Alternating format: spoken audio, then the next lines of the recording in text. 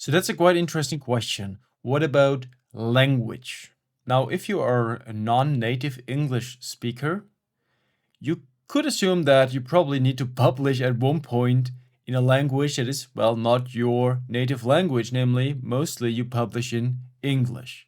Now, I obviously am also a non-native to the English language, but I always found it super easy to produce English academic texts. But that may have to do with my mother tongue being German, and the German scientific language is, to be quite frank, quite horrible, right? It's very difficult to read, very long sentences, just not a good style, to be honest. And so I always found English texts easier to read and easier to produce. I do know other authors, however, that do write in their mother tongue and at the very end translate it. And to be honest, there are some merits to that. I notice from my personal reflection routine, for instance, I usually do think in English, but every now and then I also try to do it in German, just because the language itself also gives you, well, a different tool set to talk about something or to think about something. So I think maybe just trying to use both and really using them as a tool.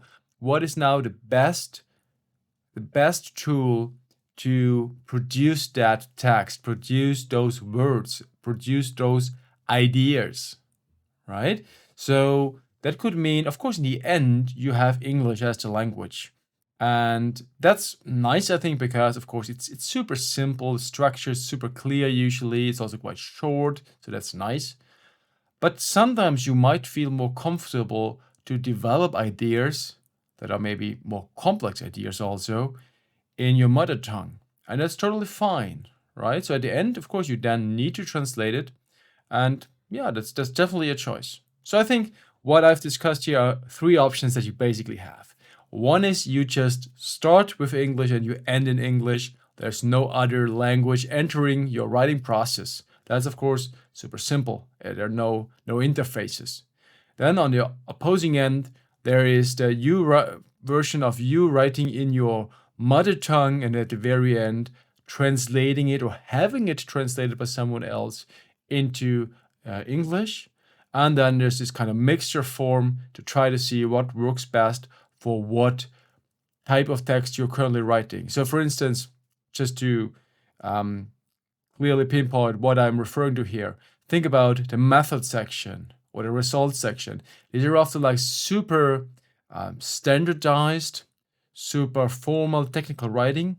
Probably there's not much difference whether you use your mother tongue or English. But with theory development, it's usually a bit more of a creative process, I would say. So there it could make sense to venture into your native language to find some new ideas.